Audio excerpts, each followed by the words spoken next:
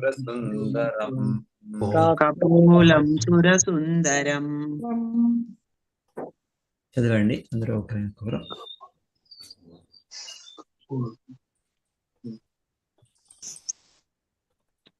హరే కృష్ణ ప్రభుజీ ప్రణామాలు.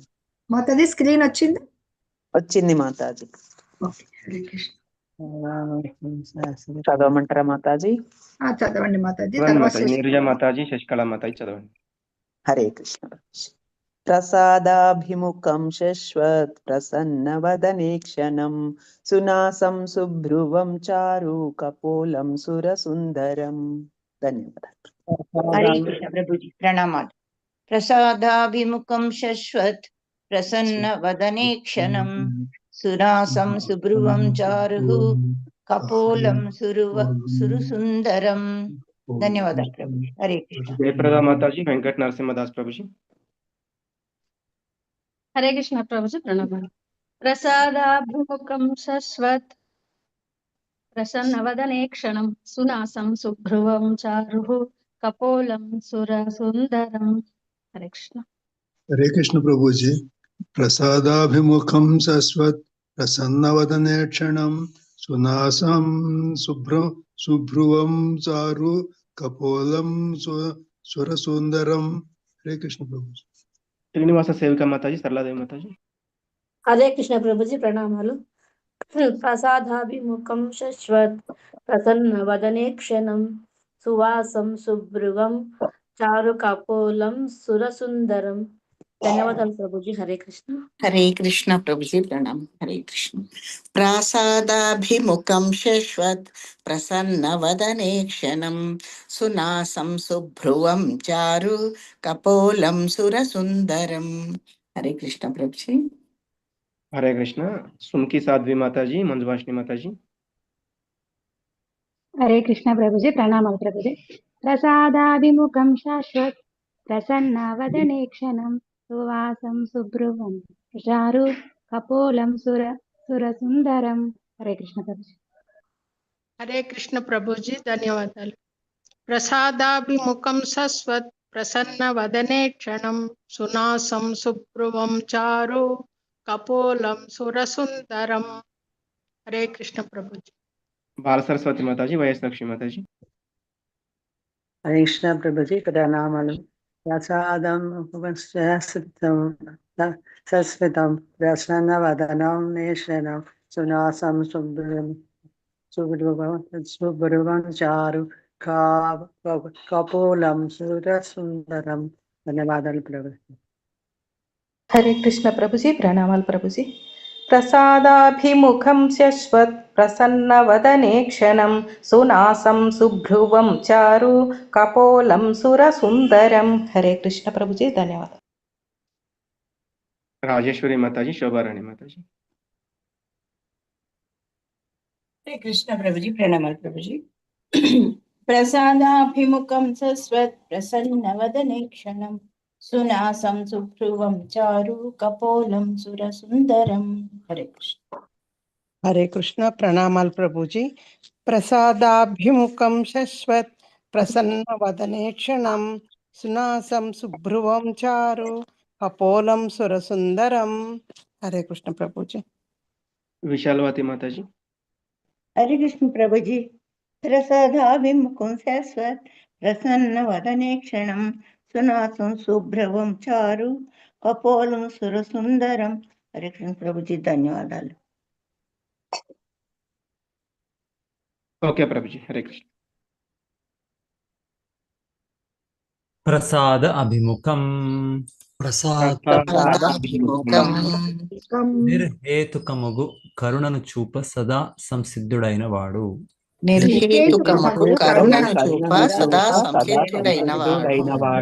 శశ్వత్ నిత్యం ప్రసన్నమగు వదనం ఈక్షణం దృష్టి సునాసం చక్కని నాసిక శుభ్రువం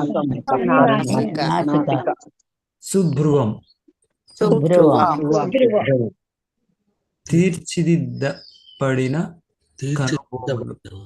తీర్చిదిద్దబడిన కనుబొమ్మలు చారు సుందరమగు. చారు సుందరమగు కపోలం కపోలం పాలభాగం. పాలభాగము సుర దేవతలు. సురా దేవతలు సుందరం సుందరుడు. సుందరం సుందరుడు. అనువాదం భాష్యం శిల ప్రభుపాదుల నుండి. శిల ప్రభుపాదకి జై. భగవద్ రూపము ఇచ్చట వర్ణింపబడుచున్నది. భగవద్ రూపము ఇచ్చట వర్ణించబడుచున్నది. సరేలే, ఇప్పుడు చిప్పం ఉందిగా తీసా. భగవానుని వదనము భగవానుని వదనము చేతగాక వచ్చేసానమ్మా. నిత్య సుందరమును నిత్య సుందరమును శ్లోకం అయిపోయిందా? అతనిని గాంచుటకు ఫ్రిడ్జ్ లోది రాదు, విడిగా భక్తులకు అతడు ఎన్నడూను అప్రసన్నునిగా గోచరించడు. వారికి వరదానమొసగ అతడు వారికి వరదానమొసగిన అతడు సదా సంసిద్ధుడైయుండును. సదా సంసిద్ధుడైయుండును. అతని నయములు అతని నయనములు తీర్చిదిద్దబడిన కనుబొమ్మలు ఉన్నతమగు నాసిక విశాలమగు పాలభాగము అతి రమణీయముగా నుండును. అతి రమణీయముగా నుండును. దేవతలందరి కన్నను దేవతలందరి కన్నను అతడు పరమ సుందరుడు. అతడు పరమ సుందరుడు. భాష్యం మత ఎవరైనా చూస్తారా మతజీ? హరే కృష్ణ ప్రభుజీ, చదవమంటారా? చదవండి. భాష్యం బై శ్రీల ప్రభుపాద వారికి జై. మనుజుడు భగవద్రూపమును ఏ విధముగా ధ్యానింపబడినో ఈ శ్లోకమున స్పష్టంగా తెలుపబడినది. నిరాకార ధ్యానమనున్నది నవీన కాలము యొక్క బూటకపు కల్పనము మాత్రమే. భగవద్గీత యందు ధ్యానము ఉపదేశించబడినప్పుడు మత్పరహ నన్ను గూర్చి అను పదము వాడబడింది. శ్రీకృష్ణుడే ఆది విష్ణువు గనుక ఏ విష్ణు రూపమైనను శ్రీకృష్ణునికి సంబంధించినదే. కొందరు నిరాకార బ్రహ్మమును ధ్యానింప యత్నింతురు. ఆ నిరాకార బ్రహ్మము భగవద్గీత యందు అవ్యక్తమని వర్ణించబడినది. కానీ నిరాకార తత్వము నందు ఆసక్తులైన వారికి కార్యము క్లేశకరమగునని సాక్షాత్తు భగవానుడే పలికి ఉన్నాడు. ఏలయనా ఎవ్వడునూ నిరాకార తత్వంపై మనస్సును కేంద్రీకరింపజాలడు. కేవలము భగవద్రూపము పైననే మనస్సును కేంద్రీకరించవలెను. ఆ రూపమే ధ్రువుని ధ్యాన విషయమున ఇచ్చట వర్ణించబడుచున్నది. మున్ముందు విదితము కానున్నట్లు ధ్రువుడు ఈ విధమగు ధ్యానమున ప్రావీణ్యము సాధించను. అతని యోగ సాధనము సఫలమైనది. హరే కృష్ణ ప్రభుజీ.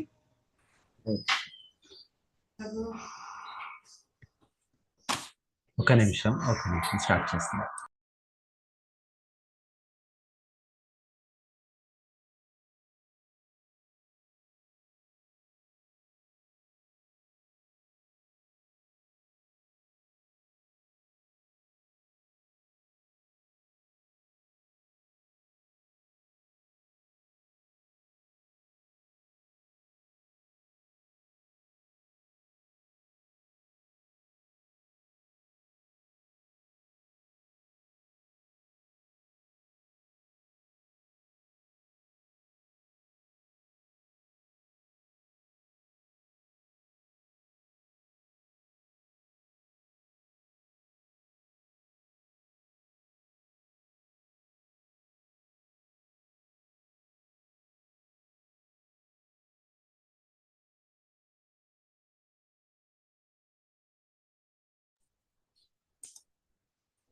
హరే కృష్ణ.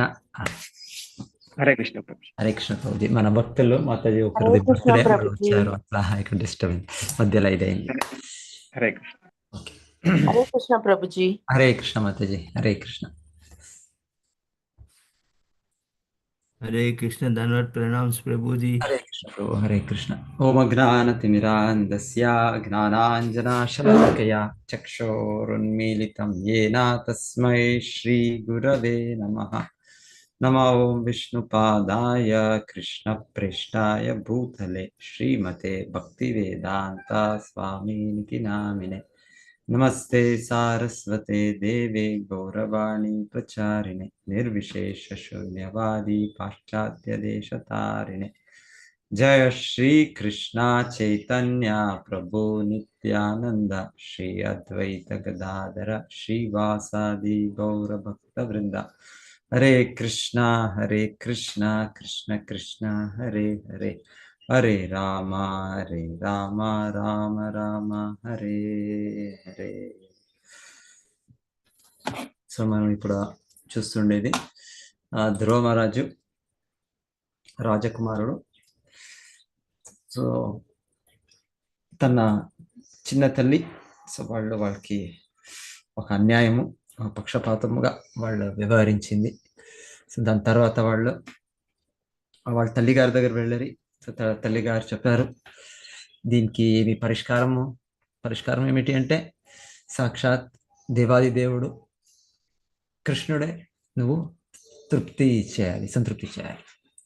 సో భగవాన్ ప్రీత్యర్థమై నువ్వేమైనా కార్యసాధన చేస్తే అప్పుడు నీ కోరికలు అది పూరిక అవుతుంది.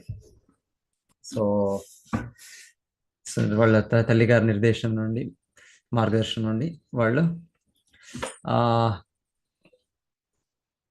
వాళ్ళ తండ్రి అంతఃపురం ప్యాలెస్ విడిచి సో వెళ్ళారు. అయితే చెప్తారు వాళ్ళు ఎంత సిన్సియర్, వాళ్ళకి ఆ ప్రామాణికత్వం వాళ్ళు ఉండే కారణమున భగవంతుడు నారద మునిని పంపారు. సో భగవంతుడు ఎల్లప్పుడూ రెడీ. సో మనలో నుండి మన సిన్సియారిటీ, మన ప్రామాణికత్వం ఉండాలి మనది. సో మొదటగా వాళ్ళ తల్లి గారే కరెక్ట్ డైరెక్షన్. సో కృష్ణుడిని నువ్వు కృష్ణ ప్రీత్యర్థం నువ్వు భక్తి కార్యాలు చేయాలి అని చెప్పారు. సో ఎక్కడ పోయి ఏం చేయాలి, ఎలా చేయాలి అంటే సత్యయుగం ఇది. సో వాళ్ళు చెప్పారు సాధులు ఋషిమునులు వాళ్ళు వనంలో అరణ్యంలో భగవంతుడి గురించి ధ్యానించుతారు. సో ఆ విధంగా రెడీ ధ్రువ మహారాజు వాళ్ళ తండ్రిది క్యాపిటల్ సిటీ విడిచి సో వాళ్ళు అరణ్య మార్గంలో వెళ్ళారు. సో మధ్యలో అప్పుడు నారదముని వచ్చారు. నారదముని కూడా ఫస్ట్గా వాళ్ళు కొత్త టెస్ట్ చేశారు, పరీక్ష చేశారు. వాళ్ళ ఉపదేశాలు సో ఇది భౌతికంగా ఇది ఉంటుంది, గౌరవము అగౌరవము కొంత మిస్అండర్స్టాండింగు. సో ఇదంతా చాలా ఎక్కువగా ఇది తీసుకోరాదు మనం. సో ఇదంతా మనదే ఒకటి ఇదో ప్రతి ఒక్కటి మనము భగవంతుడ అనుగ్రహము అని తీసుకొని మన జీవనంలో స్వీకరించాలి. అలాగే నువ్వు ఎలా ఉంటేనో నువ్వు చిన్న కుమారుడు. సో పెద్దవాళ్ళు చెప్పేది చిన్నవాళ్ళు సహించాలి. చిన్న విషయం ఇది. నువ్వు తపస్సు చేయాలి, భక్తి చేయాలంటే నువ్వు ముందు చేయొచ్చు. పెద్ద ఆయన అయినాక తర్వాత ఈ తపస్సులో చేయొచ్చు. చిన్న కుమారుడు అంటే వాళ్ళు ఆటలు క్రీడలు వాళ్ళ కాలము గడుపుతారు వాళ్ళు. సో ఆ విధంగా చెప్పారు. అమెరికా వాళ్ళు ఇంకొక చాలా బాగా చెప్పింది, మీకు ఒక గొప్ప వ్యక్తి దొరికితే వాళ్ళకు మీరు రెస్పెక్ట్ ఇవ్వాలి. మీరు చాలా ఒక ఆనందంతో వాళ్ళని మీరు రిసీవ్ చేయాలి. సో వాళ్ళతో వ్యవహరించాలి. అంటే మీకు గొప్ప వ్యక్తి లేకుంటే మీకు సరి సమానంగా ఏమైనా వ్యక్తి ఉంటే సో వాళ్ళు ఒక మిత్రుడిగా స్నేహితుడిగా ఫ్రెండ్గా మీరు చూడాలి. మీకిన కొంత తక్కువ అనిపిస్తే ఆ వ్యక్తి పైన మీరు కరుణ చూపాలి. సో ఈ విధంగా భౌతిక జీవనంలో మనము ప్రతి ఒక్కరితో పాటు ఎలా వ్యవహరించాలని కూడా నారదులు చెప్పారు. నారదులు అయితే ధ్రువ మహారాజు చెప్తారు, కాదు నీ మాటలు చాలా చక్కగా ఉంది, చాలా నా హితం కోసమే మీ మాటలు ఉంది. అయితే నేను దాన్ని స్వీకరించే కాదు. నాకు ఆ క్షత్రియ భావము, రోషము ఇది ఉంది, భావం ఉంది, రివెంజ్ఫుల్ యాటిట్యూడ్. కాబట్టి వాళ్ళ కోరిక ఏమంటే నా తండ్రి నా తాతగారు వాళ్ళందరికీ నాకు గొప్ప స్థానం దొరకాలి, గొప్ప రాజ్యం దొరకాలి అనే ఒక కోరిక. సో తర్వాత వాళ్ళు అది తెలుసు వాళ్ళకి, నారదమునులు ఆ విధమైన భగవంతుడు ప్రతినిధి. సో వాళ్ళకి వాళ్ళు కరుణ చూపితే ఖండితంగా భగవంతుడ కరుణ దొరుకుతుంది కూడా తెలుసు.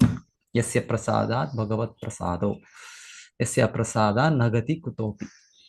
సో నారద మునులకు వాళ్ళు నాకు ఏదైనా ఒకటి సాధు వర్తమని, మంచి హానెస్ట్ పాత్. సో నాకు ఏదో ఒకటి షార్ట్ కట్ అంటే ఒకటి అన్యాయ మార్గమున అధర్మ మార్గమున మీరేమి మార్గం చూపదండి, నాకు ధర్మ మార్గం అనే ఏదైనా ఒకటి నాకు పరిష్కారం ఇవ్వండి. నేను ఏ విధంగా నా కోరికల్ని పూరించవచ్చు, ఏ విధంగా నా హృదయంలో ఇప్పుడు అయిందే ఒక దుఃఖము దాన్ని పరిష్కారం చేసుకోవచ్చు. సో ఎనీవే చాలా చిన్న బాలుడు ధ్రువ మహారాజు సహజంగానే నారద మునులకి ఇంకా ఎక్కువ కరుణ నుండి వాళ్ళు కూడా మరలా ఇంకా స్పష్టంగా ఏ విధంగా వాళ్ళు భక్తి కార్యాలు చేయాలి అని వాళ్ళు చెప్తున్నారు. సో ఫస్ట్గా తల్లిగారే ఫస్ట్ గురు, వర్తన ప్రదర్శక గురు. తర్వాత నారద ముని కూడా అదే విధంగా పర్టికులర్లీ ఎగ్జాక్ట్లీ ఏ విధంగా మనము చేయాలి. సో ఆ విధంగా ధ్రువ మహారాజుకి విధానం ఇస్తున్నారు. సో ఇది సత్యయుగమైన కారణమున అక్కడ విధానము చాలా ఆయుష్ చాలా పెద్దగా ఉంది, వాళ్ళ లైఫ్ డ్యూరేషన్. సో అప్పుడు వాటికి 1,00,000 years, 1,00,000 సంవత్సరాలు. సో ఆ విధమైన జీవనం ఇప్పుడు తర మనకు మ్యాక్సిమం 100 years. సో దాంట్లో 100 years మనం బతుకుతామని గ్యారెంటీ. ఏ టైం అయినా మనకు ఏదైనా ఒకటి యాక్సిడెంట్లు అవుతూ ఉంటుంది, వింటుంటాం మనం. అక్కడ ఏదో బస్సు ఏదో ఇది యాక్సిడెంట్ అయింది, బస్సు లోగా ఏమో సిస్టమ్ ఫెయిల్యూర్ అయ్యి అక్కడ అగ్గి కాల్చి అంత బస్సే అంత 20 మంది 30 మంది కాల్చిపోయారు అని వింటాము. లేకపోతే దీంట్లో వింటాము ఇంకోటి యాక్సిడెంట్స్. సో ఏ విధంగా ఇది పపఘాతాలు అవుతా ఉంటుంది. సో మనకు గది కూడా గ్యారంటీలే, కలియుగంలో మనకు 100 years కూడా గ్యారంటీ. పదం యద్ విపదాంన తేషాం, ప్రతి ఒక్క దీంట్లోనూ మనకి ఇంకా అట్లీస్ట్ సత్యయుగం అంటే అప్పుడు చాలా ఒక ధర్మస్థాన ఇది ఉంటుండే, మరణము కూడా ఒక వ్యవస్థితంగా ఉంటుండే. సో మేము వింటాం కదా, ఒక టైం 5,000 years బ్యాక్, 5,000 సంవత్సరాల వెనకాలను కూడా కృష్ణుడు ద్వారకల రాజుగా ఉన్నప్పుడు ఒక బ్రాహ్మణుడు పుత్రులు ఒకరైనాకొకరు వాళ్ళ మరణం అవుతుంది. అప్పుడు ఆ బ్రాహ్మణుడు వెళ్ళి యదువంశ రాజులకి, విశేషంగా శ్రీకృష్ణుడికి వాడు కంప్లైంట్, ఇది సాధ్యమవుతుంది. ఎలాంటే ఒక ధర్మంగా ఏమంటే ఫస్ట్గా ప్రీవియస్ జనరేషన్ చనిపోతారు, నెక్స్ట్ జనరేషన్ వాళ్ళు చనిపోతారు, డెత్.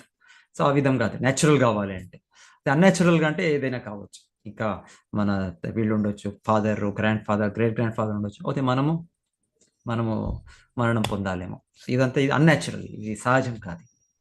సో వెనకాలి ఆ విధంగా ఉంటుంది. సో ఎంత విధంగా అంటే కృష్ణుడు ఉన్నప్పుడు ఆ బ్రాహ్మణుడు వెళ్ళి కంప్లైంట్, ఇది ఏ కారణంగా అవుతుంది అంటే మోస్ట్లీ మన రాజు ఎవరున్నారు, యదువంశ రాజు, వాళ్ళు సరిగా వాళ్ళ ధర్మం ఆచరించాలి అంటే, ఆ విధంగా మహారాజు వాళ్ళు ధార్మికంగా ఉంటే ప్రతి ఒక్కటి కూడా వ్యవస్థితంగా ఉంటుంది. యుధిష్ఠిర ధర్మరాజు గురించి కూడా చెప్తారు కదా, నాదయో వ్యాధయో క్లేశ, ఏది క్లేశాలే లేవు. భగవంతుడు ప్రాతినిధ్యంగా వాళ్ళు ఆ కార్యకలాపాలు వాళ్ళు నిర్వహించితే మహారాజు. సో ప్రతి ఒక్కటి మరణం కూడా వ్యవస్థితంగా ఉంటుంది.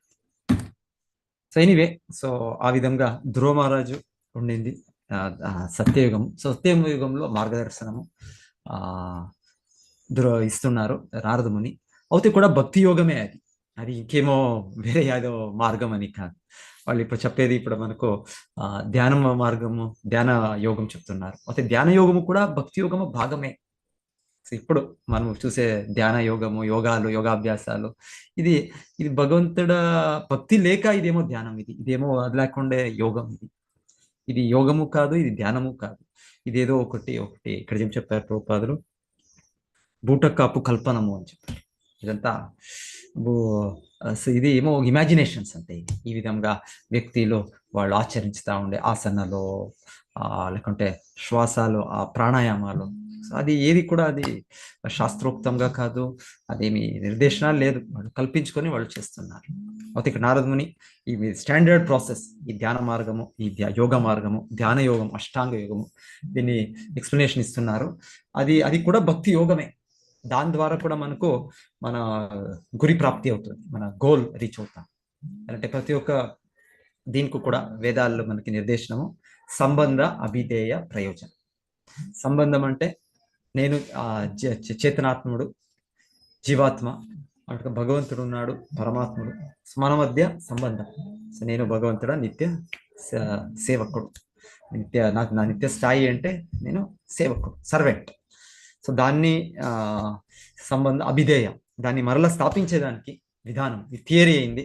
దాన్ని స్థాపించడానికి ప్రాక్టికల్ విధానం అంటే అది నేను యోగా అభ్యాసంలో నేను నిమగ్నం కావాలి. భక్తి యోగమో, కర్మయోగమో, జ్ఞానయోగమో, ధ్యాన యోగం. ఈ యోగ అభ్యాసం ద్వారా ఆత్మ పరమాత్మల సంబంధం పొందాలి. తర్వాత ప్రయోజనం అంటే ప్రేమ భక్తి, కృష్ణుడికి మనము సంతృప్తి చేసే కృష్ణ ప్రీత్యర్థమై మేము వివరించినప్పుడు మనకు అంత ఆనందం ఉంటుంది. భగవంతుడ భక్తి కార్యాలు, భగవంతుడికి కూడా అంత ఆనందం ఉంటుంది. సో ఈ విధంగా అది మనం లభించాలి. సో ఏ మార్గము చేస్తేనో సో అది గోల్. సో ఆ సమయంలో భగవంతుడు చాలా ఒక వ్యవస్థితంగా ప్రతి ఒక్కరు అభ్యసించే విధానము చాలా పెద్ద ఆయుష్ ఉంది. సో ధ్యాన మార్గము అక్కడ రికమెండేషన్, కృతేయ ధ్యాయతో విష్ణు. సో కృతయుగంలో ఈ విష్ణు పైన ధ్యానించే విధానము, భగవంతుడి పైన అష్టాంగ మార్గం, యోగాభ్యాసం చేసే విధానం. సో భగవద్గీతలో కూడా భగవంతుడు దీని గురించి వివరించారు. 6వ అధ్యాయంలో భగవంతుడు ఏ విధంగా అభ్యసించాలి. సో భగవద్గీతలో భగవంతుడు అన్ని చెప్పారు. భాగవతంలో మనకు అది ఇన్స్టెన్సెస్ ఉన్నాయి. ఏ విధంగా ధ్రువ మహారాజు ఇదే ధ్యాన యోగం, అష్టాంగ యోగం ఏ భగవంతుడు 6వ అధ్యాయంలో వివరించారు, దాన్నే వాళ్ళు ఫాలో చేస్తున్నారు. సో ఎలా ఫాలో చేస్తున్నారు, తన డీటెయిల్ ప్రాసెస్ మనకి ఇప్పుడు ఉంది. సో నారదముని చెప్పారు, నువ్వు మధువనంకి వెళ్ళాలి. మధువనం అంటే అదొకటి తీర్థక్షేత్రము. సో తీర్థక్షేత్రంలో ఆధ్యాత్మిక ప్రక్రియలు ఫాలో చేసేదానికి చాలా అనువుగా ఉంటుంది, ఈజీ ఉంటుంది. సో అక్కడ ఆ విధమైన ఒక భక్తుల, ఒక సాధువుల ఒక సంఘం ఉంటుంది. సో ఆ విధంగా వాళ్ళు రికమెండ్ చేశారు. సో మధువనం ఈ ధ్యాన యోగం, అష్టాంగం చేయాలి అంటే దీన్ని ఏదో ఒకటి నగరాల్లో ఇదేదో ఒకటి దీంట్లో చేసేదని కాదు. ఇది ఒక తీర్థ క్షేత్రం ఉండాలి, లేకుంటే ఒక కొండలో ఒక ఏకాంత స్థలం, శుచౌ దేశే ప్రతిష్టాప్య, ఒక కొండల పైన ఒక వనంలోనో దీంట్లో చేయాలి ఇది విధానం. సో వాళ్ళు చెప్తున్నారు అక్కడ యమునా నదిలో నువ్వు స్నానం చేసి అక్కడ సో 3 times రోజు కూడా 3 times ఆ నీళ్ళు, యమున సాక్షాత్ భగవంతుడ పాదాల నుండి వచ్చే నీళ్లు భగవంతుడ శక్తియే. సో ఆ విధంగా అక్కడ చేసినట్లు మీ అంతా రాజస, తామస, సత్వగుణం అన్ని కూడా అంత కంటామినేషన్స్ తక్కువ అవుతుంది. తర్వాత భగవంతుడి పైన ధ్యానం చేసేదానికి, భగవంతుడు భక్తి చేసేదానికి ఈజీ అవుతుంది. సో ఆ విధానం చెప్పారు. తర్వాత వాళ్ళు ఆ విధంగా మనకు నియంత్రించాలి. సో మనసుని నియంత్రించక ఏ అభ్యాసం కాదు. అది ఏ విధానమైనా కావచ్చు, జ్ఞాన మార్గమైనా కావచ్చు, కర్మ మార్గమైనా కావచ్చు, ధ్యాన మార్గమైనా కావచ్చు, భక్తి మార్గం. సో మనసుని మనం నిగ్రహించాలి, ఇంద్రియాలని నిగ్రహించాలి. సో ఆ విధంగా వాళ్ళు నియమ రూల్స్ రెగ్యులేషన్స్ ఉన్నాయి. సో ప్రతి ఒక్క విధానం కూడా రూల్స్ రెగ్యులేషన్స్ ఉన్నాయి.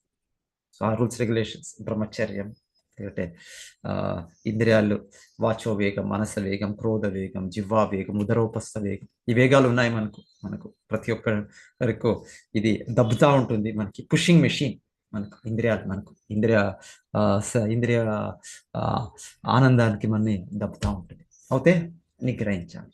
సో ఈ విధంగా వెనకాలి సమయంలో మా నారదమునిలు ఈ విధంగా ఆ రూల్స్ రెగ్యులేషన్స్ ఫాలో చేసి మనసు ఇంద్రియాలను నిగ్రహించి భగవంతుడు ఆసనం అభ్యసించి, సానసనం మళ్ళీ ప్రాణాయామం అది అభ్యసించిన తర్వాత మనస్సు స్థిరంగా అవుతుంది. సో మనకు అవంతా కలియుగంలో అంత ఈజీ కాదు.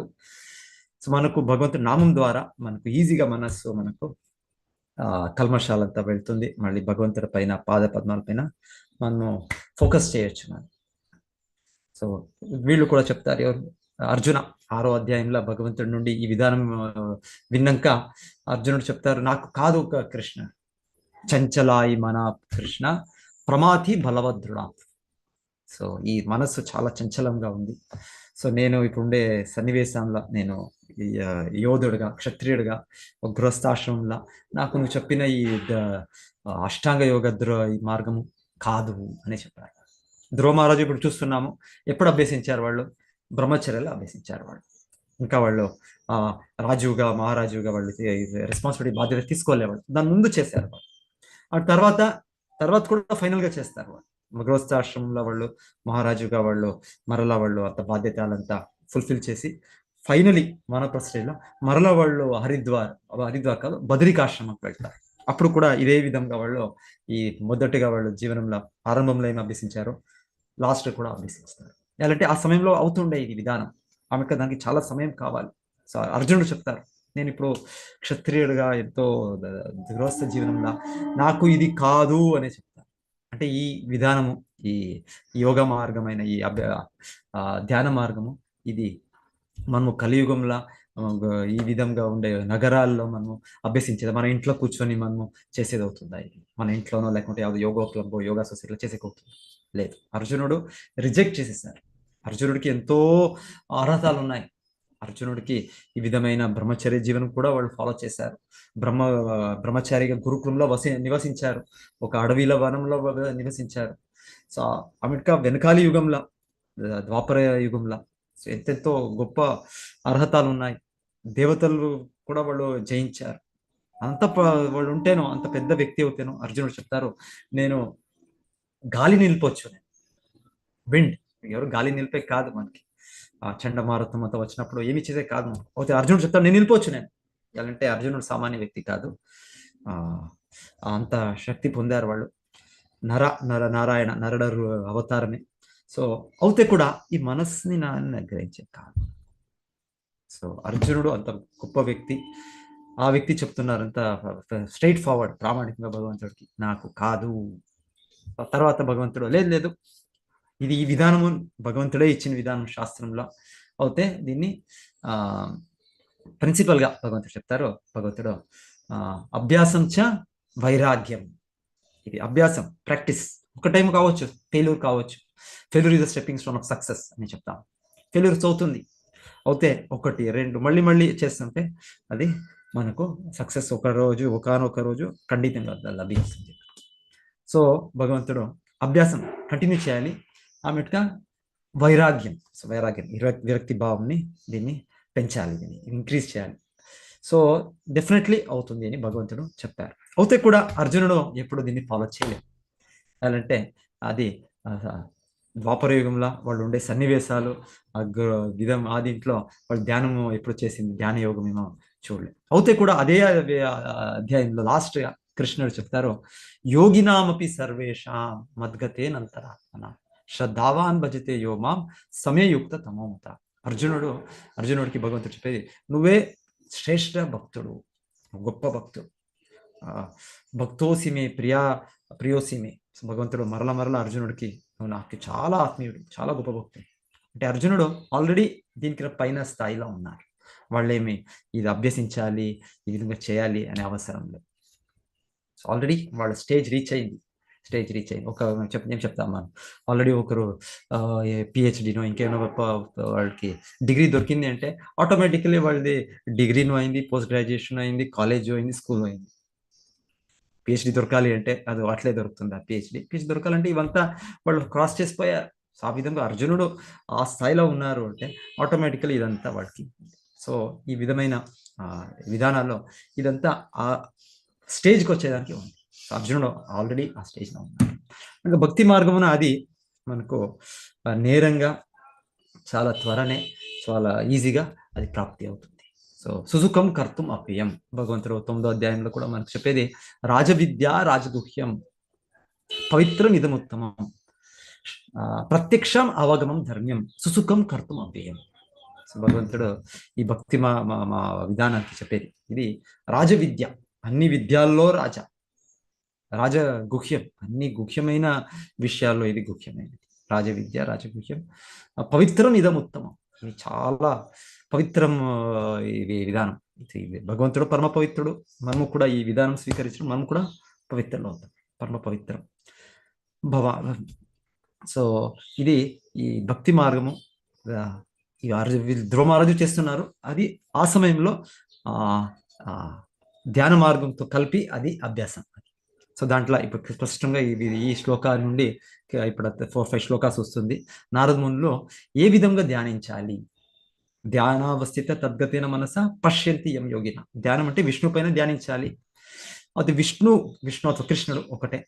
సో వాళ్ళ రూపము, వాళ్ళ దేహం ఎలా ఉంది అని వివరణ. సో భౌతిక రూపాలని నిషేధించాలి, దాన్ని విడియాలి, దాన్ని అది ఎంత మాయ, బహిరంగ శక్తి. అయితే భగవంతుడి రూపము సచ్చిదానంద స్వరూపం.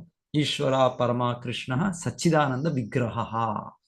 సో ఇక్కడ వేదాల్లో ఉండేది భగవంతుడి గురించి ధ్యానం అంటే అది భగవంతుడి రూపము సచ్చిదానంద రూపం.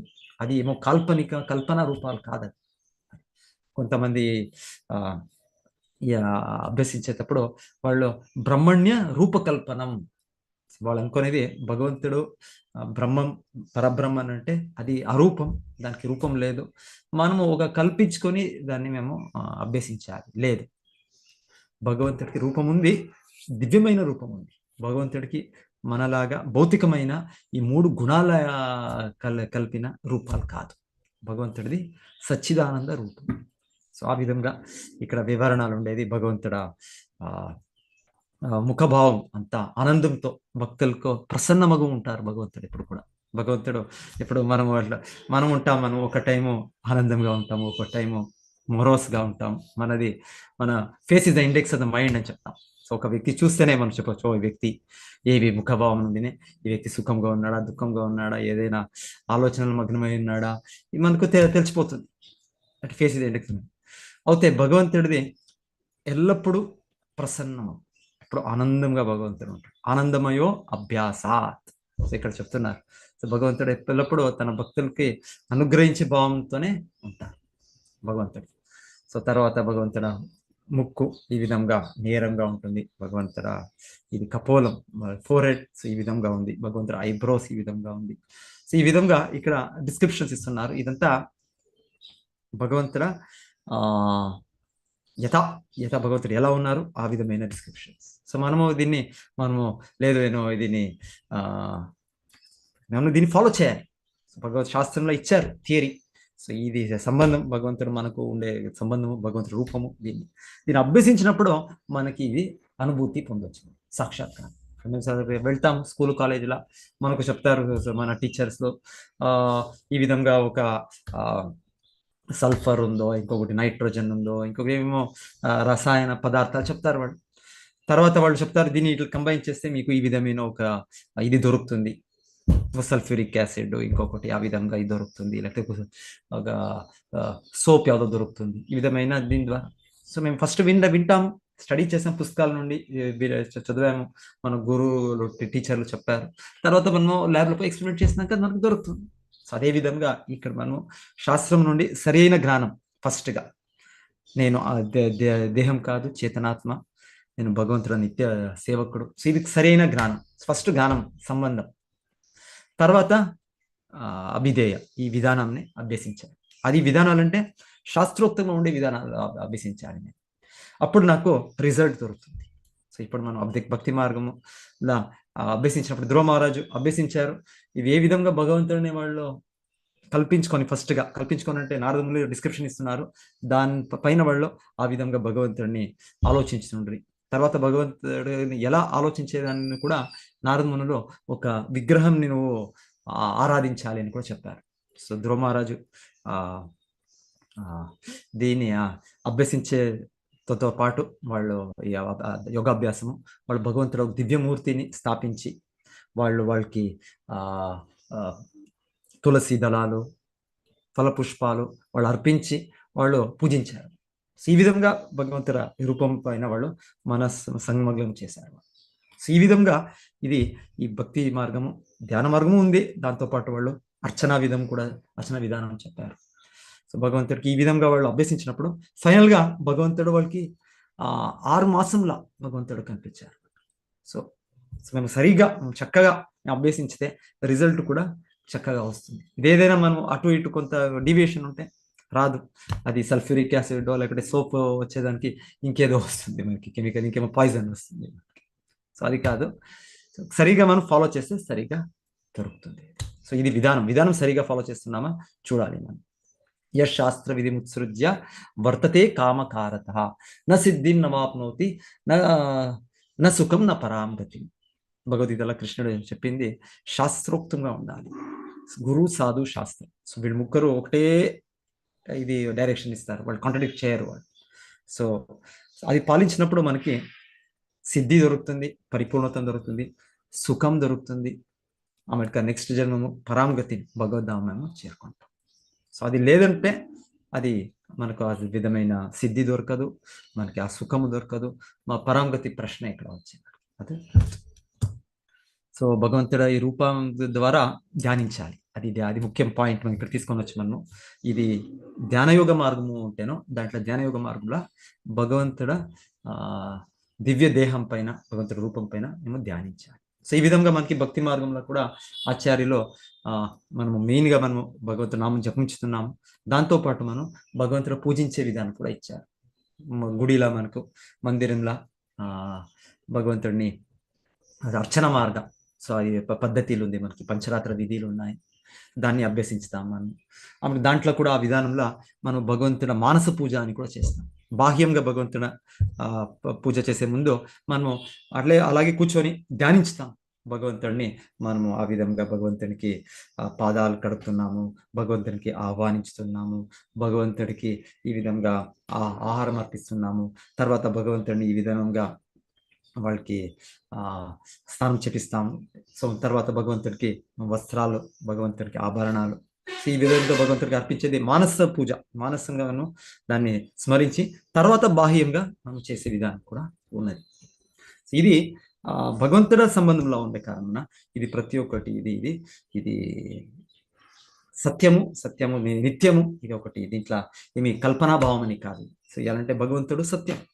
భగవంతుడ ప్రతి ఒక్క విధంగా భగవంతుడ మనం స్మరించినప్పుడు మనకు ఆ ఫలప్రాప్తి అవుతుంది మనకి. సో మనం ఆ ఫేమస్ స్టోరీ వింటాం కదా, ఒక బ్రాహ్మణుడు ఏదో ఒక ప్రవచనంలో కూర్చొని వినేటప్పుడు వాళ్ళు వినింది భగవంతునికి మనసులో కూడా మనము పూజించవచ్చు అని వినింది ఆ వ్యక్తి. బ్రాహ్మణుడు చాలా అంత సమృద్ధి లేదు, వాడంతా బిదవాడు, అంత ఇది డబ్బులు లేవు, ఇంకొకటి లేదు.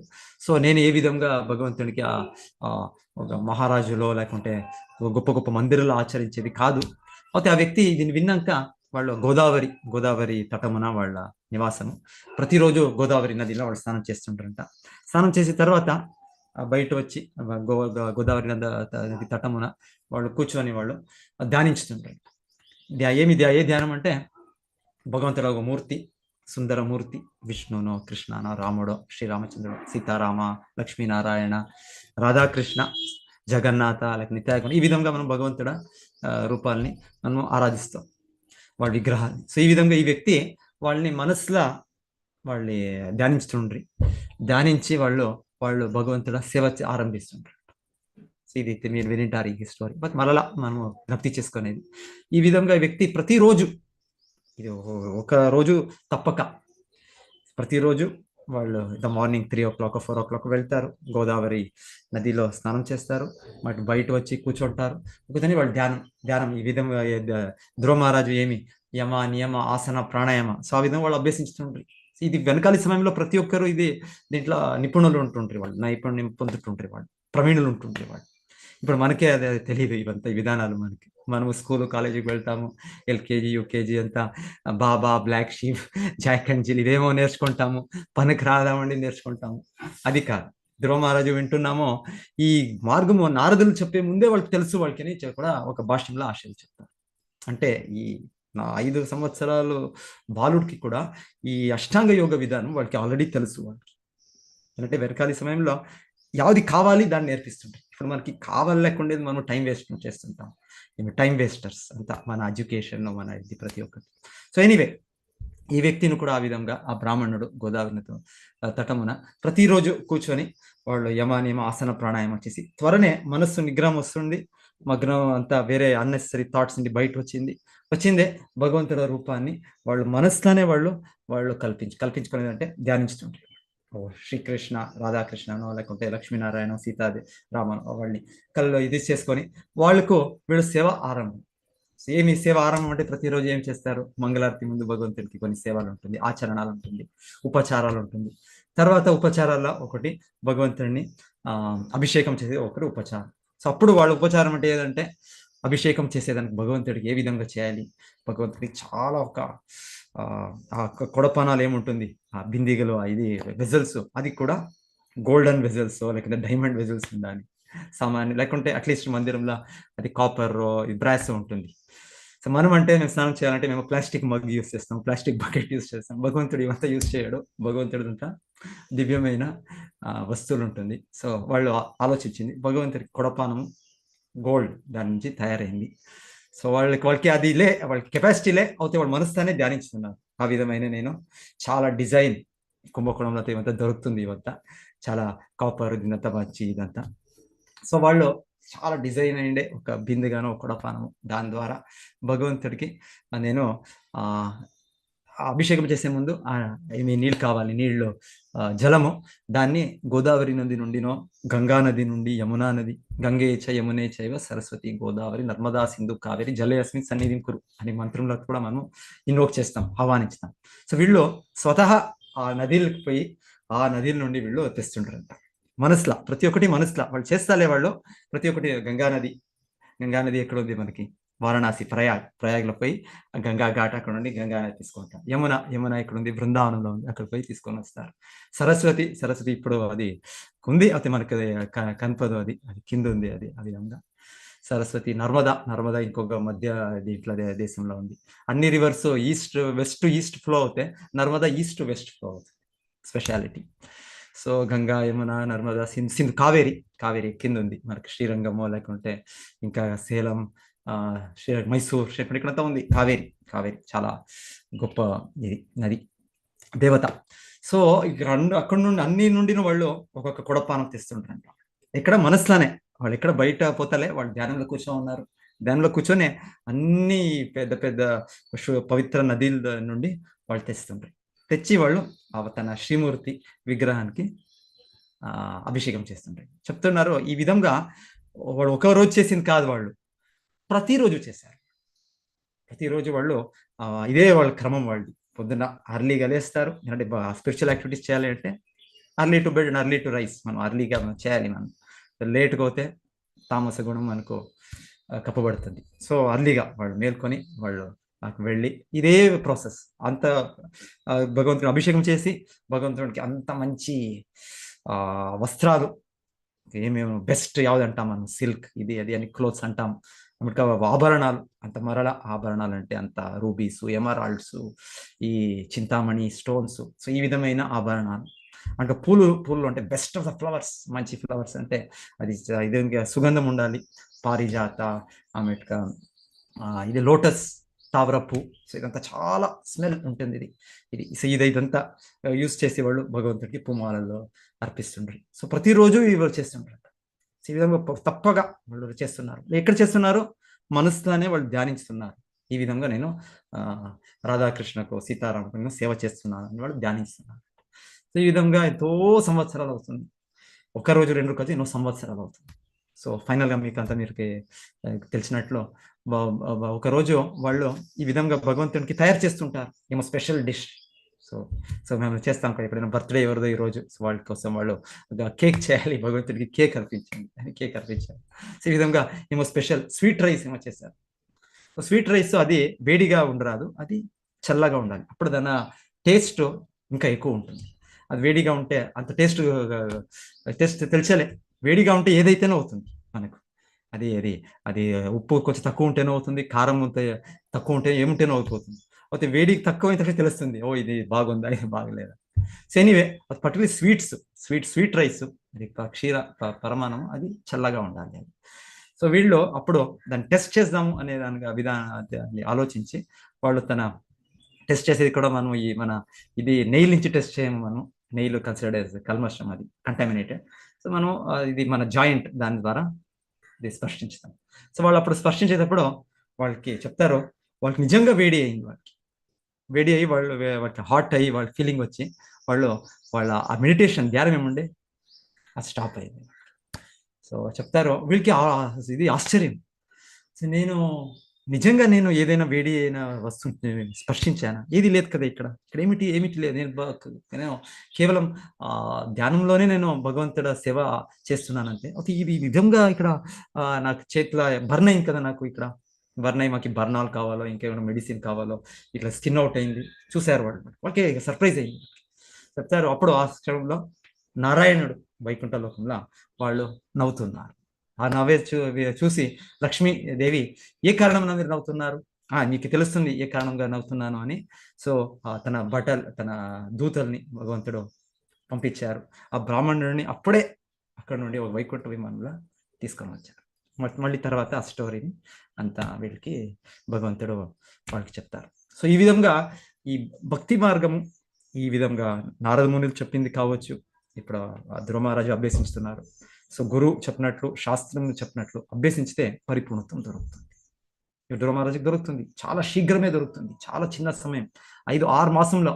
వాళ్ళకి దీంతో పాటు నువ్వు భగవంతుడ పైన ధ్యానించాలి అని చెప్పారు. నువ్వు యమ నియమ ఆసనం అభ్యసించుతా, తర్వాత వాళ్ళు భగవంతుడ మూర్తిని పూజించాలి దాంతో పాటు అని కూడా చెప్తారు. ఇప్పుడు దాంతో పాటు ఒక మంత్రం నువ్వు చెప్పాలి, ఓం నమో భగవతే వాసుదేవాయ. ఇప్పుడు ఏమీ లేదు, ధ్యానం అంటే కేవలం మౌనంగా కూర్చొనేస్తారు. సో ఇది కాదు, దీంతో పాటు ఇవంతా అభ్యసించాలి, భగవంతుని పూజించాలి, భగవంతుడికి మంత్రాలు ఓం నమో భగవతే వాసుదేవాయ అని వాళ్ళు అభ్యసించారు. ఇప్పుడు మనకు హరే కృష్ణ కృష్ణ కృష్ణ హరే హరే, హరే రామ రామ రామ హరే హరే.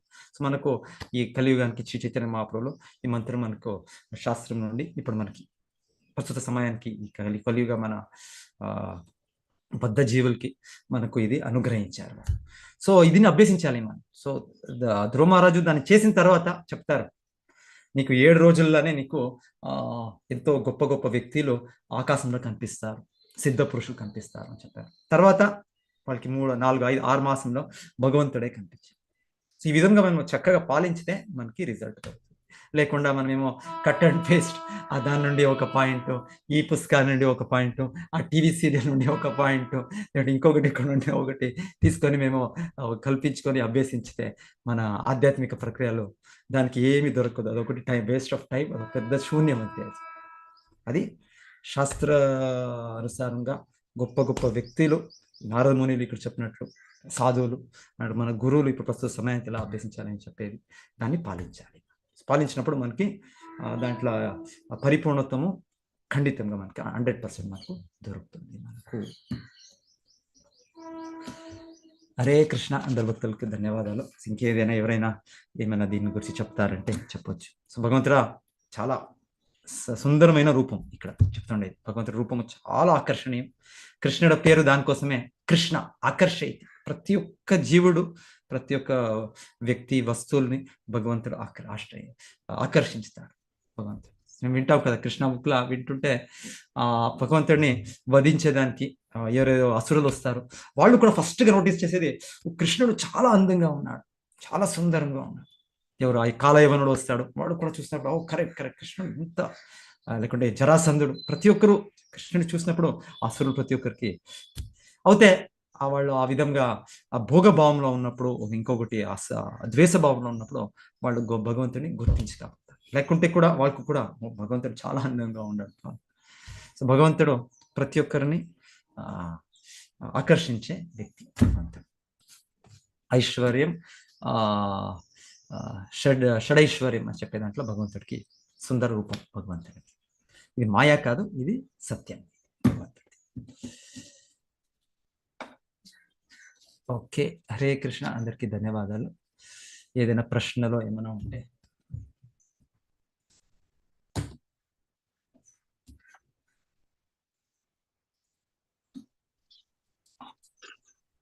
మాతాజీ ప్రభుజీ, ఎవరికైనా డౌట్స్ ఉన్నాయా? డౌట్స్ ఏం లేవు ప్రభుజీ, ధన్యవాద్ ప్రణామ్. హరే మీరు కృష్ణ ఆ ప్రభుజీ. సత్యయుగంలో 1,00,000 సంవత్సరాలు బతికారు, 10,000 సంవత్సరాలు వాళ్ళు తపస్సులు చేశారు, వాళ్ళకి ఏ విధమైన అట్రాక్షన్స్ లేవు. వాళ్ళు భగవంతుడు అంటే వాళ్ళకి శాస్త్రం, గురుకులాలకు వెళ్ళటం ఇవన్నీ ఒక పద్ధతి నియమంగా ఉండేది కదా ప్రభు, మన సత్యం అది. అప్పుడు వాళ్ళు ఇప్పుడు కర్దముని నాకు 10,000 సంవత్సరాలు ఇస్తే విష్ణువే వచ్చేసారు, నువ్వే నాకు పుట్టాలి అని చెప్పి అడిగారు, అంతా నడిచింది. ఇప్పుడు మనకున్న ఈ దీంట్లో భౌతిక ప్రపంచం ఎంత శ్రద్ధ ఉండాలి, ఆ డైవర్షన్ మీరు చెప్పినట్టు మనసు కాన్సన్ట్రేట్ అయ్యే పెద్ద సమస్య అయిపోతుంది కదా. భగవంతుడు మాకు కాకపోతే హరే కృష్ణ సులభ ప్రయత్నం విధానం అయితే ఇచ్చారు. అవును, ప్రయత్నం చేస్తూనే ఉన్నాము, వీలైనంత వరకు ప్రయత్నం చేస్తూనే ఉన్నాము. హరే చాలా కృష్ణ మంత్ర బాగుంది. ద్వారా మన మనసుని అంతే నిగ్రహించవచ్చు. అంతే. అక్కడ భగవంతుని మందిరానికి కాకపోతే నా రియలైజేషన్ ఏంటంటే ప్రభుజీ ఇప్పుడు 6 ఏళ్ళు అయింది ఇస్కాన్తో నా అట్రాక్షన్, చాలా వరకు సత్వగుణము మంచి ఇది వచ్చింది. అప్పుడప్పుడు ఏదో వయసు వల్ల ఏదో ప్రేరేపించవచ్చు, కానీ చాలా వరకు చాలా మార్పు వచ్చింది ప్రభుజీ నాలో. ఎంతసేపు నాకు అది ఇవి చదవాలని అవి చూడాలని, నాకు ఓపికనంత వరకు 5-6 గంటలు దీని మీదే ఉంటాను నేను. అది నాలో ఉన్న పరివర్తన. ఇస్కాన్ మ్యాంగ్లూరు వారు ఇచ్చిన అవకాశం ఈ విధంగా సద్వినియోగం చేసుకున్నాం. మాలాంటి ఇలాంటి మహాత్ములు గొప్ప గొప్ప లెక్చర్స్ విని కూడా మాలో కొంత చైతన్యం వచ్చింది. ఇదే మనకి కావాలి, అందరూ కూడా మీరు చెప్పినట్టుగా మనమందరూ కూడా సాధకులు, అవును సాధక భక్తిలోనే ఉన్నాము. సంఘంలో మనము కంటిన్యూ చేస్తుంటే సాధ భక్తులు ప్రిమిటివ్ ప్రభుపాదులు ఇక్కడ చెప్పినట్లు మనకి అవును ప్రభు, గ్యారంటీ ప్రాసెస్ అసలు మనకి ప్రభుపాదులు ఆయనకి కోటి దండాలు పెట్టుకోవాలి. మాకందరికీ చాలా సరళమైన లాంగ్వేజ్, అంటే దీంట్లో చాలా అర్థమయ్యేట్టుగా ఎన్నో విషయాలు, భాగవతం ఏమండి, భగవద్గీత అండి, చాలా బాగా ఇది చేశారు ఆయన మహానుభావులు. హరే కృష్ణ ప్రభు, మేము చాలా బాగుంది ఇవాళ, చాలా కొన్ని మంచి విషయాలు మాకు అర్థమైంది. మీకు కోటి నమస్కారాలు. హరే కృష్ణ. హరే కృష్ణ ప్రభుజీ. హరే కృష్ణ ప్రభుజీ, ధన్యవాదాలు ప్రభుజీ, చాలా బాగా చెప్పారు. అంతా కృష్ణుడిని అట్లా చూపించేశారు ప్రభుజీ మాకు. మీరు చెప్తుంటే కృష్ణ భగవానుడు అట్లా కళ్ళకు కనిపించారు, ఆ రూపం అంతా కూడా మీరు వర్ణించడం అదంతా కూడా చాలా బాగుంది. చాలా మీ రాధా మాధవ్ చాలా చాలా అందంగా ఉన్నారు వాళ్ళ దగ్గర. ధన్యవాదాలు ప్రభుజీ, ధన్యవాదాలు ప్రభుజీ. ప్రభుజీ లైవ్ ఉంది ప్రభుజీ. హరే కృష్ణ ప్రభు. హరే కృష్ణ మాతాజీ. అంటే ఇప్పుడు భగవంతుణ్ణి శరణు వేడితే ఆయన అనుగ్రహిస్తాడు. అంతవరకు మనం అడగకపోతే ఆయన సాక్షిభూతంగా చూస్తూ మాత్రమే ఉంటాడు. అదే కదా భారతంలో చెప్తారు, ద్రౌపదీదేవి వస్త్రాపహరణం అప్పుడు ఆవిడ ఎన్ని ప్రయత్నాలు చేయడానికి చేసింది. ఇంకా ఆఖరికి ఆవిడకి శక్తికి మించిపోతే అప్పుడు కృష్ణ నీవే శరణు అనుకుంటూ ధ్యానంలోకి వెళ్ళిపోతే అఖండమైన వస్త్రాలు ఇచ్చి ఆవిడ మానరక్షణ చేశాడు. ఇదే పాండవులందరూ కూడా భక్తులే అయినా కూడా వాళ్ళు ఎవరు కూడా ఆయనని ప్రార్థించి ఏది అడగలేదు. చివరికి అర్జునుడు నువ్వు నా సారథిగా ఉండాలి, నువ్వే నాకు కావాలి, నాకు నీ సైన్యం అక్కర్లేదు అని అడిగినప్పుడు సరే నేనే నీ దగ్గరికి వస్తాను అని చెప్పి వచ్చాడు. అంటే భగవంతుడికి ఆత్మార్పణ చేసుకుని శరణు వేడితే ఆయన దేనికైనా సిద్ధపడతాడు అని మనకి భారతంలో కూడా చెప్పారు. ఇప్పుడు ఇందులోనూ చెప్పారంటే మన పురాణాల్లోనూ ఇతిహాసాల్లోనూ సనాతన ధర్మంలో అన్నిట్లోనూ కూడా నీ వెంట నేనున్నాను, కానీ నువ్వు నన్ను గుర్తించి నన్ను శరణు వేడితే నేను నీకు అభయహస్తం ఇస్తాను అని చెప్తూనే ఉన్నట్టుగానే ఉంది కదా అన్ని.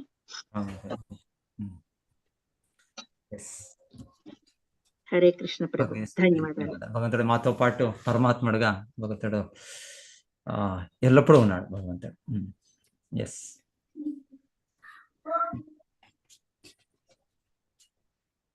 ఓకే, ఎండ్ చేద్దామా ప్రభుజీ? రామకృష్ణ ప్రభుజీ.